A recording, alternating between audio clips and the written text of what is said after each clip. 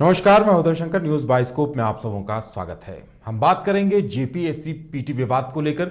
JPSC PT विवाद को लेकर अभ्यर्थियों की मांग पर जेपीएससी ने अपने जवाब रखे, लेकिन अब उस जवाब से कई सवाल उपज गए हैं और अब अभ्यर्थी उन तमाम सवालों के जवाब चाहते हैं। और अभ्यर्थियों का कहना है कि अगर इनके जवाब नहीं मिलते हैं, संतोषजनक जवाब नहीं मिल पाते हैं, तो अब हम अदालत की चौखट तक जाने को मजबूर हो जाएंगे। दो खास मेहमान हमारे साथ जुड़े हुए हैं। हमारे साथ कहकशा कमाल हैं, हमारे साथ अभ्यर्थी ऋतुराज जुड़े हुए हैं और हमारे साथ संवाददाता शाहनवाज भी जुड़े हुए हैं। सबसे पहले कहकशा आपसे जानना चाहेंगे कि जिस तरह से जेपीएससी ने जवाब रखे हैं और आप लोगों ने उन जवाबों से कई सवाल पैदा किए हैं और अब और कई सारे सवाल सामने हैं, आखिर समाधान कैसे है? क्या कुछ कह रहा है जेपीएससी? क्या कोई प्रतिक्रिया सामने आई है? जी, अभी जेपीएससी का जवाब अभी 2 दिन पहले आया है और जब जवाब हम पढ़ते हैं तो हमें यही समझ में आता है कि जैसे हमारा डिमांड था कि आप ये क्लैरिफाई कीजिए कि 115 क्वेश्चंस वाला जो कैंडिडेट है जिसने स्कोर किया 230 और वो ओबीसी कैटेगरी में है और उस कैटेगरी का कट ऑफ गया है 252, तो आयोग के पास इसका कोई जवाब नहीं है कि वो कैसे क्वालिफाई कर जाता है। दूसरा, आयोग ने ये खुद एक्सेप्ट किया है कि 2 सेंटर्स में इस तरह की गड़बड़ी सामने आई है जिस पे इन्वेस्टिगेशन होना चाहिए। तो हमारी ये डिमांड है कि जब तक ये इन्वेस्टिगेशन पूरी नहीं होती है तब तक आप मेंस एग्जाम जो है वो विथहोल्ड करें और जो कमिटी इसको इन्वेस्टिगेट करेगी उसमें स्टूडेंट रिप्रेजेंटेटिव्स भी शामिल होने चाहिए ताकि रिजल्ट या जो रिपोर्ट है वो अनबायस तरीके से सामने आ सके। तो ये हमारे अभी फिलहाल के लिए 2 डिमांड है। और तीसरा, हम ये भी जानना चाहते हैं कि जो कैंडिडेट्स पास हुए हैं लगातार सिलसिलेवार ढंग से, उन सारे कैंडिडेट्स का आप जो है ओएमआर वो पब्लिक डोमेन में पब्लिक कीजिए। बिल्कुल, जेपीएससी ने ये तो स्वीकार कर लिया है कि यह संजोगवश हुआ है या तकनीकी खामी है। अपने जवाब में जेपीएससी ने यह लिखा भी है कि गड़बड़ी हो सकती है, जबकि होना तो ये चाहिए कि अगर छोटी सी भी गड़बड़ी हुई है तो जेपीएससी को दोबारा जांच करवानी चाहिए। हमारे साथ ऋतुराज भी जुड़े हुए हैं अभ्यर्थी। ऋतुराज, आपसे भी जानेंगे, जेपीएससी ने जो जवाब दिए हैं उसमें यह स्वीकार किया गया है कि गड़बड़ी हुई है। अब गड़बड़ी हुई है, जब आप स्वीकार रहे हैं गड़बड़ी हुई है, तो फिर से तो जांच होनी ही चाहिए। सर, जेपीएससी ने स्वीकार तो कर लिया है कि गड़बड़ी हुई है, मगर जेपीएससी ने मौन स्वीकारता है, उसमें उन्होंने कोई एक्सप्लेन नहीं किया है। 115 वाले पे वो साइलेंट है, ठीक है। उन्होंने लिखा है कि अपरिहार्य कारण से हम इसका जवाब नहीं दे सकते। 17.2 क्लॉज 17.2 जो एडवर्टीजमेंट में भी मेंशन्ड है, जो लीगलिटी है, this is the legal point. मैं बार बार यही कह रहा हूं कि there should be a single cut off. I repeat, a single cut off. Single cut off में आप कैटेगरी वाइज रिजल्ट कैसे दे सकते हैं? ये वायलेशन अपने रूल्स का खुद है, उस नियमावली का वायलेशन है। और इस पे ये कहते हैं कि मिस रीड कर रहे हैं, मतलब हम लोगों को पढ़ना नहीं आता है। एज एस्पिरेंट्स हम लोगों को पढ़ना नहीं आता है। We do not know how to read Hindi and English. मतलब this is literally a joke and it is a slang on us, ठीक है। इससे ज्यादा ये हमारे ऊपर एक बहुत ही बड़ा कटाक्ष है। बिल्कुल, और उस पर से इसे सियासी रंग देने की कोशिश भी की गई है। सत्ताधारी दल की तरफ से हमेशा ये कहा जा रहा है कि विपक्ष के इशारे पर छात्र आंदोलन कर रहे हैं, जबकि छात्र अपना जवाब चाह रहे हैं। और अब तो एफआईआर भी आप लोगों पर कर दी गई है। जी, अब आपको एक बात मैं बताता हूँ, थोड़ा सा मैं पीछे चलता हूँ जी। 27 दिन हो गए हमारे आंदोलन को, 27-28 दिन हो गए हमारे आंदोलन को। मैं सभी सत्ताधारी पार्टियों से ये पूछना चाहता हूँ, बहुत विनम्रता से पूछना चाहता हूँ कि क्या उन्होंने हमारी सुध ली एक बार भी आकर के?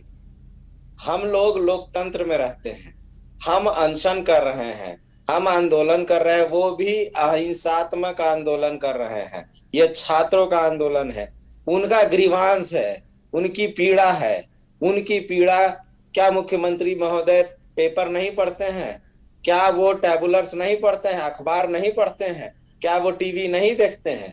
तो 27-28 दिन से और भी लोग मंत्रीगण जो हैं, माननीय मंत्रीगण जो हैं, वो लोग क्या पेपर नहीं पढ़ते हैं और वो क्या टीवी नहीं देखते हैं? उनको क्या इस समाचार से वो अनभिज्ञ हैं? और अनभिज्ञ हैं तो फिर वो लोग इम्यून हैं, उन्हें कोई फर्क नहीं पड़ता है हमारी पीड़ा से। अबुआ दिसुम राज की बात कही गई थी, और जब अबुआ दिसुम राज हो रहा है तो ये देखिए कि कोई हमारी सुध लेने वाला नहीं है। हम लोग ठंडा में वहां 6-7 बजे तक बैठे रहते हैं, वो ठंड में बैठे हुए रहते हैं, सुबह में 10:30-11 बजे से भूखे प्यासे बैठते हैं।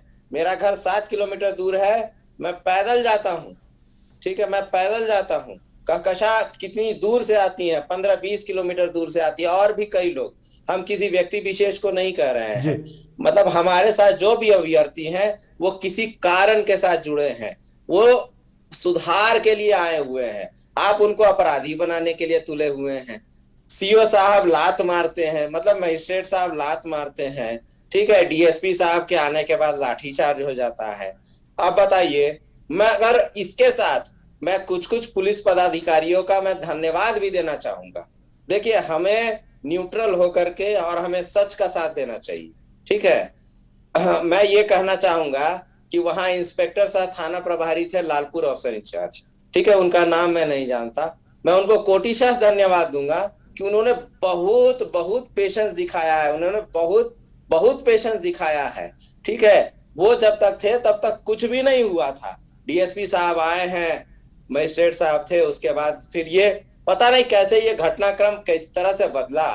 देखिए, राजनीतिक पार्टी की बात आप करते तो जब जेएमएम हमारा साथ नहीं दे रही है, आलमगीर साहब आलम बोलते हैं कि जो फेल कर गए वो पास करते हैं, तो आलमगीर साहब आलम को ये जवाब है कि आलमगीर साहब आपने क्या आलम बना दिया, झूठ के सर पे ताज और सच को सड़क पर ला दिया, ठीक है। तो अब विपक्ष भी तो जन सरोकार के मुद्दे पे आएगी ना, कोई भी पार्टी हो, कोई भी राजनीतिक संगठन हो, वो तो आएगा ही जन सरोकार के मुद्दे पे आगे। तो वो जब आ रहा है तो इनको दर्द हो रहा है। हमें राजनीतिकरण नहीं करना है, हम छात्र हैं, हमें कोई मतलब नहीं है राजनीति से, मगर we are leaders for tomorrow and today, please understand, we are leaders for tomorrow and today. तो जब हम लोग डेमोक्रेटिक वे में अपनी बात को रखते हैं, लोकतांत्रिक वे में अपनी बात को रखते हैं और कानूनी रूप से समझा रहे हैं, तो वो बोलते हैं मिसरेड है। तो तब तो फिर गवर्नर साहब के यहाँ ये इंटरप्रिटेशन होगा, उनके पास उनका लीगल फ्रेमवर्क है, वो एडवाइस मांग सकते हैं, उसके बाद फिर कोर्ट जाएगा। तो मगर कोर्ट जाएगा तो ये मल्टीफोल्ड कॉम्प्लिकेशन आ जाएगा, इसमें फिर डिले हो जाएगा। ऐसे ही कुछ हो नहीं रहा सर, नियुक्तियां हो नहीं रही हैं, और ऊपर से इतना समय चला जाएगा तो छात्रों का ही नुकसान है, सरकार का कोई नुकसान नहीं। बिल्कुल, वाकई में काफी दुख की बात है कि छात्र आंदोलन कर रहे हैं, छात्रों पर लाठीचार्ज करना पड़ता है और एफआईआर उस वक्त ना होकर 24 घंटे बाद किया जाता है। कैसा जो जेपीएससी की तरफ से जो जवाब दिए गए हैं, आप लोगों की मांग थी कि कोटिवार श्रेणी का कट ऑफ मार्क्स जारी किया जाए, ओएमआर सीट की कार्बन कॉपी अगर दी गई है तो मार्क्स का भी खुलासा किया जाए, लेकिन इन चीजों को जारी करने से जेपीएससी कतरा रहा है। आखिर क्या वजह हो सकती है इसके पीछे? जी, जैसा कि उन्होंने जवाब में लिखा है, दिस इज सुपरफ्लुअस जी। तो आप ये बताइए कि जब इस तरह की चीज़ें सामने आ रही हैं, कि इतनी डिस्क्रिपेंसीज दिख रही हैं, how can it be superfluous? ये तो हमारा genuine demand and right to information के तहत हमारा ये हक बनता है, हमारे राइट बनता है दैट वी शुड नो कि हम तो ये भी चाहते हैं कि सारे लोगों की मार्कशीट जो है वो पब्लिक डोमेन में आए, जितने कैंडिडेट्स हैं सबकी, and this is very much possible and very much necessary also. तो ये तो हमारा डिमांड है ही, लेकिन अभी फ़िलहाल के लिए हमारा तो यही डिमांड है कि जितने लोग अभी आप जो कोटिवार क्रम से पास हुए हैं, उनका तो सबसे पहले आप पब्लिक डोमेन में जो ओएमआर शीट है वो जारी कीजिए, ताकि हमें बहुत सारी चीज़ें जो हमारे अंदर डाउट है, अभी भी जो डाउट है वो मेंटेन्ड है। आपके कट ऑफ जारी करने से ऐसा नहीं है that we are satisfied and we are sitting back at home. हमें पता है कि गड़बड़ी हुई है और इस गड़बड़ी की जांच होनी चाहिए, और उसके पहले तो आपको ये ओएमआर शीट उनका पब्लिक डोमेन में लाना ही होगा। बिल्कुल, आप लोगों ने रूल 17.2 उसे भी मेंशन किया है कि आयोग के द्वारा सिंगल कट ऑफ निश्चित किया जाएगा, यानी कहीं न कहीं आयोग ने अपने ही नियमों का उल्लंघन किया है अगर देखा जाए तो। जी डेफिनेटली, क्योंकि सिंगल कट ऑफ तो आया नहीं है, और उन्होंने कहा कि सिंगल कट ऑफ निकालेंगे और वी विल गो डाउन इतना कि वो 8% जो है, मैक्सिमम 8% तक हम लोग जाएंगे, और फिर उसके बाद कैटेगरी वाइज जो है we will consider the candidates. लेकिन यहाँ पर तो इस तरह का जब आप कट ऑफ देखेंगे तो ऐसा कहीं भी आपको दिखता नहीं है कि there is a common cut off और अ सिंगल कट ऑफ। और जिसके बारे में अगर आप देखेंगे वीडियोस, तो जो सेक्रेटरी थे इसके पहले जेपीएससी के, उन्होंने खुद अपने बयान में कहा है कि yes there will be a single cut off, but the chairperson denied and he said that you are misreading this 17.2। वाकई में कई सारी विसंगतियों की बातें सामने आ रही हैं। हमारे साथ हमारे संवाददाता शाहनवाज भी हैं। शाहनवाज, हम पहले भी बात कर रहे थे कि जेपीएससी के जवाब का इंतजार था कि जवाब जैसे ही आएगा कई सवाल और पैदा हो जाएंगे, कई सवाल और सामने मुंह उठाकर आएंगे, और वही हुआ है। और अब जो सवाल आए हैं लगता है कि इनका जवाब जेपीएससी देगा, इसके आसार कम ही नजर आ रहे हैं। शाहनवाज, बिल्कुल, आप कहीं से भी जेपीएससी अब लिखित तौर पर किसी सवाल का जवाब देने के लिए मुझे नहीं लगता है कि आगे आ पाएगा। जिस तरह एक प्रेशर बिल्ड हुआ था, उसके बाद ये जेपीएससी को कहीं ना कहीं बाध्य होना पड़ा, उसके बाद इनको कोटिवार जवाब मिला है, लेकिन वो जवाब इनके अकॉर्डिंग नहीं है, वो अलग विषय हो सकता है। लेकिन जेपीएससी ने संकेतों में ही और कहीं ना कहीं इशारे में साफ कर दिया है कि जो इनकी सिरे से मांग रही है कि जेपीएससी 7वीं जेपीएससी पीटी परीक्षा परिणाम को रद्द कर दिया जाए, वो कहीं ना कहीं अब धूमिल होती हुई नजर आ रही है। उससे स्पष्ट हो गया है कि पीटी परीक्षा अब मान्य रहेगी। लेकिन पिछले दिनों जिस तरह से जो छात्र नेता है मनोज यादव, उनसे बात हो रही थी, तो उन्होंने इस बात का उल्लेख किया कि जेपीएससी ने खुद अपने क्लैरिफिकेशन में इस बात का उल्लेख किया है कि ये जो रिजल्ट है औपबंधिक है, यानी प्रोविजनल है, यानी कि कभी भी इस रिजल्ट को वापस लिया जा सकता है, लिहाजा इसमें कहीं ना कहीं सुधार की गुंजाइश बनती है। ये उसके लिखित तौर पर जवाब से कहीं ना कहीं अंश निकाले जा रहे हैं। लेकिन अभी तक जेपीएससी की ओर से कोई भी ऐसे स्पष्ट संकेत नहीं मिले हैं जिससे ये कहा जा सके कि वो पीटी परीक्षा परिणाम को रद्द करने के फेवर में हैं। जहां तक इस पूरे आंदोलन में राजनीति के समावेश का विषय है, तो उसमें एक अपडेट आज जरूर हो गया है। सत्ताधारी कांग्रेस के जो नेता हैं आलोक कुमार दुबे, उनके नेतृत्व में एक डेलीगेशन आज जाकर मुख्यमंत्री हेमंत सोरेन से उनके आवास पर मिला है और एक ज्ञापन भी सौंपा है, जिसमें यह मांग की गई है कि जिस तरह भाजपा के नेताओं खास करके भानु प्रताप शाही हैं और नवीन जायसवाल, साथ ही लंबोदर महतो, आसू के जो विधायक हैं, इन लोगों की मौजूदगी में ये पूरा उपद्रव हुआ है कथित तौर पर, जिसके वजह से इनके ऊपर नामजद प्राथमिकी दर्ज हुई है। लिहाजा सिर्फ FIR करके उनको छोड़ नहीं दिया जाना चाहिए, बल्कि इन पर सख्त कार्रवाई होनी चाहिए और इनकी गिरफ्तारी होनी चाहिए। तो कहीं ना कहीं राजनीति अब शुरू हो गई है और भाजपा ने भी इस आंदोलन को कहीं ना कहीं हाथों हाथ लेने की कोशिश की है। लिहाजा ये आंदोलन अब सियासी गोद में जरूर चला गया है। लिहाजा अब छात्रों को ये चाहिए कि इसे सियासी रंग देने के बजाय इसे प्योरली विशुद्ध तौर पर छात्रों के हित के आंदोलन को ध्यान में रखते हुए आगे बढ़ाने की चाहिए। जिस तरह हम लोगों ने देखा कि राष्ट्रीय स्तर पर जब किसान आंदोलन चल रहा था, तो किसानों ने किसी भी पार्टी को, किसी भी राष्ट्रीय स्तर की पार्टी हो या क्षेत्रीय पार्टी हो, उनको अपने मंच को साझा करने का आदेश नहीं दिया, किसी को परमिशन नहीं दिया। लिहाजा अब छात्रों के ऊपर होता है कि वो अपने मंच का किसी भी तौर पर सियासी फायदा उठाने के लिए। अब बड़ा सवाल ये भी है कि अब तक जेपीएससी की जितनी परीक्षाएं हुई है विवाद में रही हैं, कोई ऐसी परीक्षा नहीं हुई कि मामला अदालत तक ना गया हो। अब आयोग ने जब पीटी रद्द नहीं करने का ऐलान कर दिया है, कह दिया है कि पीटी रद्द नहीं करेंगे, तो अब तक 42 मामले जेपीएससी के चल रहे हैं अदालतों में। लगता है कि 43वां मामला ये होने जा रहा है अब, क्योंकि छात्रों के पास, अभ्यर्थियों के पास भी अब कोई विकल्प नहीं है। बिल्कुल, कहीं ना कहीं अभ्यर्थी इस बात को समझते हैं कि अदालत में जाने से ये मामला लंबा खिंच सकता है, लिहाजा कहीं ना कहीं नुकसान छात्रों को, अभ्यर्थियों को ही उठाना पड़ेगा। यही वजह, आप किसी भी अभ्यर्थी से बात करें तो कोई भी अभ्यर्थी इस बात की वकालत नहीं करता है कि वो कोर्ट की शरण में जाएंगे। वो चाहते हैं कि 1-to-1 डायलॉग के आधार पर इस मामले का निष्पादन हो, लेकिन उस तरह से अब निष्पादन होता हुआ नजर नहीं आ रहा है। यही वजह है कि छात्रों को कहीं ना बाध्य होकर सड़कों पर उतरना पड़ा है। लेकिन कोई भी अब कोर्ट जाने के फेवर में नहीं है। लेकिन जिस तरह से जेपीएससी कथित तौर पर जिस तरह छात्र आरोप लगा रहे हैं, वो अपने नियमावली का ही वायलेशन कर रही है। जिस तरह से 17.2 का हवाला दिया जा रहा है कि सिंगल कट ऑफ जारी करने की बात की गई थी, लेकिन कई कैटेगरी वाइज कट ऑफ जारी किया गया है। लिहाजा खुद आयोग अपने जो लिखित तौर पर जो बात कहता है उसका ही कहीं ना कहीं वायलेशन करता है। लिहाजा अब कोर्ट की शरण में जाना चाहिए, लेकिन इस पर एक राय शुमारी नहीं हो पाई है कि छात्र कोर्ट की शरण में जाएंगे कि नहीं। जो पहले जो एक्सपीरियंस रहा है छात्रों को, वो एक्सपीरियंस बहुत अच्छा नहीं रहा। लिहाजा वो छात्र चाहते हैं कि 1-to-1 डायलॉग के आधार पर इसका समाधान हो,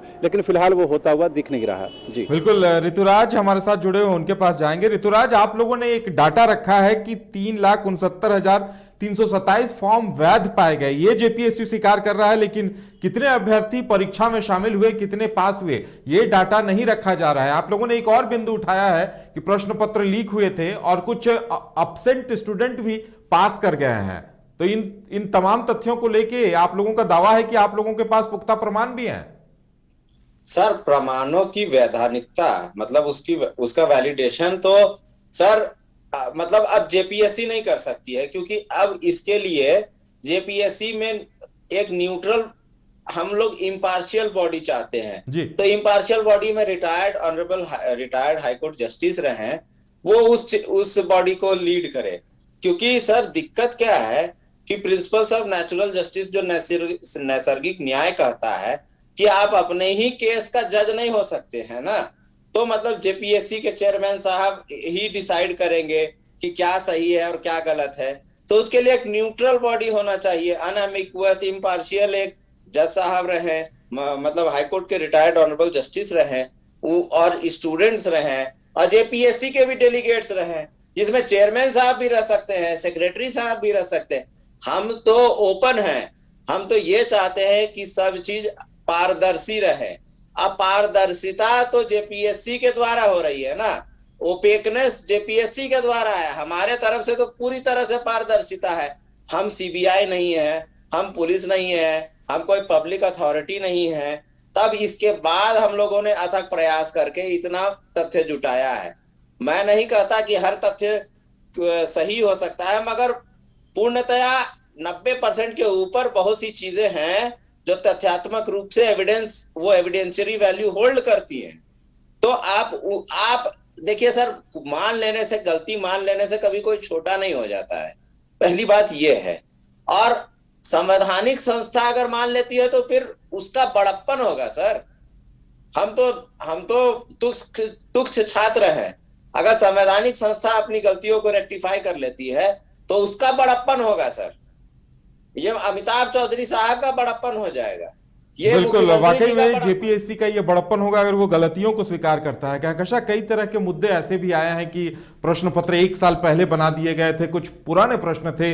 कई अभ्यर्थियों का ये भी दावा है कि चूंकि साल भर पहले प्रश्न पत्र बनाए गए थे इसलिए वो लीक भी हुए हैं। तो कई तरह के दावे सामने आ रहे हैं। ऐसे में पारदर्शिता आनी जरूरी है, नहीं तो और हतोत्साहित होंगे जो अभ्यर्थी हैं।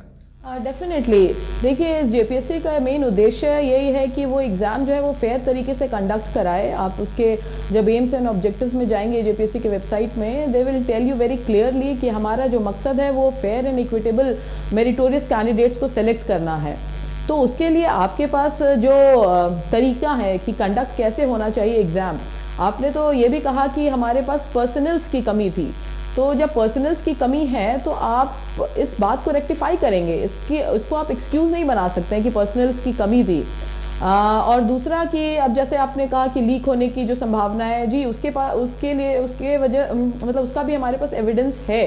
लेकिन जैसे कि अभी ऋतु भैया ने कहा कि एविडेंस जो है हम उनको नहीं सौंपेंगे, बिकॉज आप खुद ही अपने केस के जज नहीं हो सकते हैं। तो that is why we are asking for an independent committee, जिसके सामने हम ये जो हमारे पास जितने भी एविडेंसेस हैं उनको रख सके और उनको दिखा सके, ताकि हमारे एविडेंस की जो वैलिडिटी है, they will let them check कि हमारी क्या वैलिडिटी है क्या नहीं है। तो आप देखिए कि इस तरह की इनट्रांसपेरेंसी से, इस तरह की डिस्क्रिपेंसी से और इस तरह के अनफेयर प्ले से कितनी ज़िंदगियां, कितने जो स्टूडेंट्स हैं उनकी जो तैयारी है वो सब बेकार हो जाती है। और मेरा तो ये कहना है कि सर, अगर गवर्नेंस को इक्विटेबल और जस्ट होना है तो उनको इन सब कदम पे गौर करना चाहिए और जल्दी से जल्दी इस मामले में सुनवाई करनी चाहिए। बिल्कुल, बड़ा सवाल यह है कि आखिर अभ्यर्थियों का गुनाह क्या है। अभ्यर्थी तो सीधे सीधे यही मांग कर रहे हैं कि जिसे जितने मार्क्स आए हैं उसे पब्लिक डोमेन पे रख दिया जाए, बता दिया जाए कि कितने छात्रों ने परीक्षा दी और कितने छात्र पास किए, ओएमआर सीट की कॉपी दे दी जाए। लेकिन आयोग इन तमाम सवालों से कतराता नजर आ रहा है और बदले में हो यह रहा है कि जो छात्र मांग कर रहे हैं, कहकशा कई छात्रों पर एफआईआर दर्ज हो गई है, आपका भी नाम है। क्या नहीं लगता कि ये डराने वाली कोशिश है? अब बोलिए कि कोई छात्र तैयारी कर रहा है, 12-12 घंटे 16-16 घंटे तैयारी करनी पड़ती है, ऐसे में एक मेंटली डिस्टर्बेंस तो हो ही जाता है। शायद आप पर भी एफआईआर में आपका नाम है। जी, मेरा भी एफआईआर में नाम है, मुझे भी नामजद की कैटेगरी में डाला गया है। तो ये चूंकि इसलिए किया गया है ताकि जो लोग थोड़ा वोकल हैं, जो बात करते हैं और जो इस आंदोलन को मजबूत बना रहे हैं, उनकी आवाज़ को दबा दिया जाए और उन्हें डरा दिया जाए। But let me tell you कि जब मुझे ये पता चला कि मेरे खिलाफ एफआईआर हुआ है और आईपीसी 353 के तहत हुआ है, then I went back and read what 353 says. तो मुझे ये पता चला कि इसमें ये प्रूव करना है कि I had a guilty mind while there was a scuffle between students and the public servants. तो मेरा क्रिमिनल इंटेंट तो कहीं से नज़र नहीं आता है कि मैं क्रिमिनली और मैं इंडिविजुअली लायबल हूँ इस चीज़ के लिए। तो इसलिए मैं तो समझती हूँ कि I am as free as a flying bird and everybody जिसके ऊपर भी ये है they are as free as flying bird, इसमें डरने की कोई ज़रूरत नहीं है। और ये सब चीज़ें तो होंगी बिकॉज आप आंदोलन में निकले हैं, आप अपनी वॉइस रेज कर रहे हैं, आप एक बड़ा काम कर रहे हैं, सिस्टम को चेंज करने निकले हैं आप, तो ये सब चीज़ें होंगी। बट इससे घबराने और कतराने की ज़रूरत नहीं है, आपको तो और आगे आना चाहिए, आंदोलन को और मजबूत करना चाहिए। And we all are here together united and let us fight this thing and fight against corruption and let's stand together. चलिए, आपके हौसले की सराहना हम भी करते हैं। ऋतुराज हमारे साथ जुड़े हुए हैं। ऋतुराज, अब आप लोगों का अगला कदम क्या होगा? सर, अगले कदम के पहले मैं एक छोटी सी बात कहना चाहता हूँ। अगला कदम तो हमारी कोर कमेटी ही डिसाइड कर रही है कि हम लोग माननीय मुख्यमंत्री जी से जाकर के मिलेंगे, ऑनरेबल गवर्नर को अप्रोच करेंगे, ठीक है, महामहिम राज्यपाल को अप्रोच करेंगे। उसके साथ मैं एक चीज कहना चाहता हूँ कि सर, मैं लॉ का विद्यार्थी हूँ, तो यूटिलिटेरियन स्कूल ऑफ ज्यूरिस्प्रूडेंस कहता है कि there should be maximum happiness for maximum number of people in a state. तो हम लोग भी तो स्टेट का एक पार्ट है ना sir, we are also a part of the state ना, हम भी तो राज्य के एक अंग है ना। तो आप सरकार हैं, ठीक है, आप सरकार हैं और हम भी राज्य का अंग है। अगर हम खुश नहीं रहेंगे तो कल्पना कीजिए आपकी नींद में भी तो कभी ना कभी खलल पड़ेगी ना सरकार, आपकी नींद भी तो कभी ना कभी आपको बेचैन करेगी ना कि मेरे यहाँ भी 2.5 लाख बच्चे, 2,38,000 बच्चे आज सड़क पर हैं। ये संवेदना होनी चाहिए। और मैं कानूनन कहता हूं, ये नहीं कि 115 से आप कट ऑफ लेकर के ऊपर उठा ले, और उन बच्चों का जो जस्ट है, जो फेयर है, जो न्याय संगत है, उस तरह से उठाइए। ऐसे चुन चुन करके, मुंह देख करके और इसको देख करके, रोल नंबर देख करके मत उठाइए। जो क्रीम आना चाहिए सिविल सर्विसेज में, मैं ये इसीलिए ये बात कह रहा था कि हम लोग जो चुनते हैं, इस जेपीएससी बहुत बड़ी संस्था है सर, एक संवैधानिक संस्था है। संवैधानिक संस्था है तो इससे जो रिक्रूटमेंट होती है, इससे जो रिक्तियां भरी जाएंगी, वो ब्लॉक में जाकर के और पुलिस में और अन्य सेवाओं में जाकर के वो सामाजिक न्याय और पुलिस जो न्याय करती है। देखिए, थाना और ब्लॉक ये दोनों न्याय के मंदिर हैं। थाना सामाजिक न्याय का मंदिर है और थाना न्याय का मंदिर है और ब्लॉक सामाजिक न्याय का मंदिर है। तो वहां जो पदाधिकारी जाएंगे वो अगर संवेदनशील नहीं होंगे, वो अगर ईमानदार नहीं होंगे और वो अगर इम्पेकेबल इंटीग्रिटी नहीं होल्ड करते होंगे, तो फिर कैसे प्रशासन चलेगा सर? इथिक्स का भी तो कुछ महत्व होता है ना, और इथिक्स एक पेपर 4 है भी यूपीएससी में। तो ये समझना सरकार की जिम्मेवारी है, ये जनता की भी जिम्मेवारी है कि वो मोरालिटी का पालन करे। मगर सरकार के लिए भी कॉन्स्टिट्यूशनल मोरालिटी नाम का एक फिनोमेना है जो उसे अनुकरण करना चाहिए।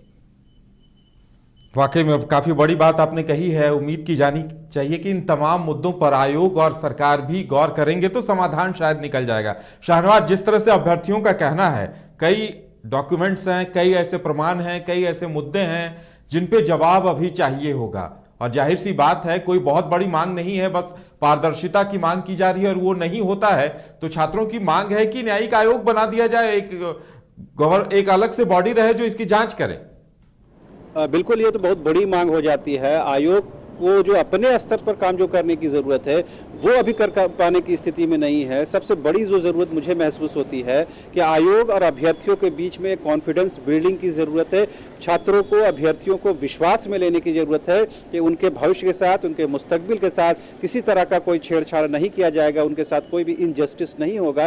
पहले अगर ये विश्वास बहाली हो जाता है तो निश्चित तौर पर आयोग के लिए आगे का जो रास्ता है वो हमवार हो जाएगा। एक अभी जब आंदोलन चल रहा था तो उस दौरान बहुत सारे जेएसएससी के भी परीक्षार्थी थे, तो मैंने उनसे पूछा कि जब जेपीएससी का आंदोलन चल रहा है तो आप लोग यहाँ क्यों मौजूद हैं? तो उन छात्रों ने जो बात की उससे समझने की जरूरत है कि जेपीएससी का असर, अब उसका असरात समाज के कितने, कौन से तबके तक जा रहा है। उन लोगों ने कहा कि जेपीएससी में जो परीक्षाएं होती है वो त्रिस्तरीय होती है, 3 लेयर की परीक्षाएं होती है, लिहाजा यहाँ गड़बड़ी की चांसेस थोड़ी कम है।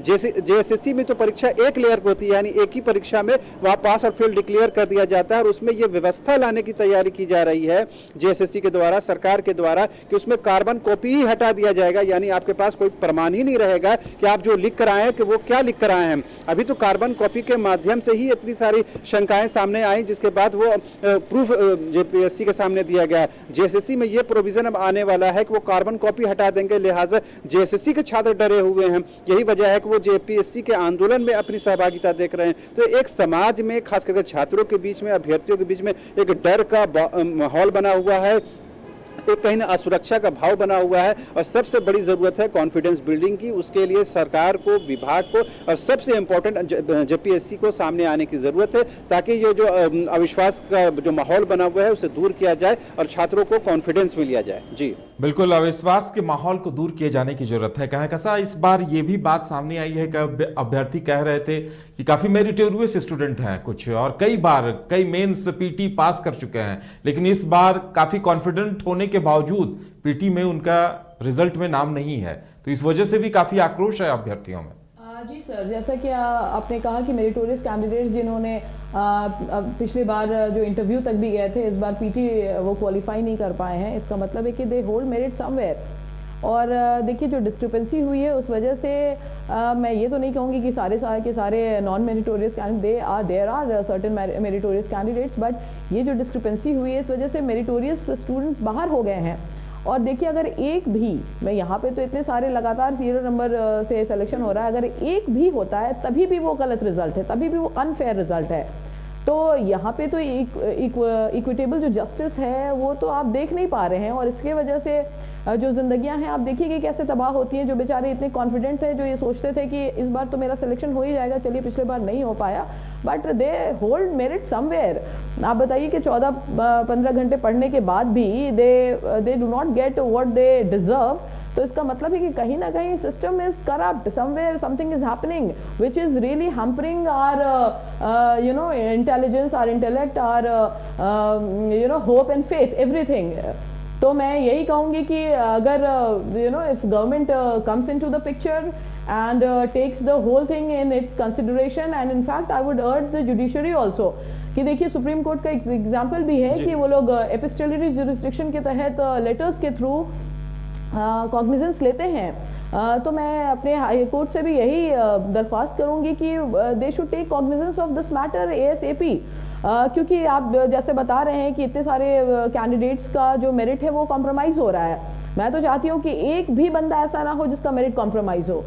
Let us be united in this fight, and everybody in the system, the institution in this country, like you media, everybody should come forward and take this issue very seriously and fight against corruption.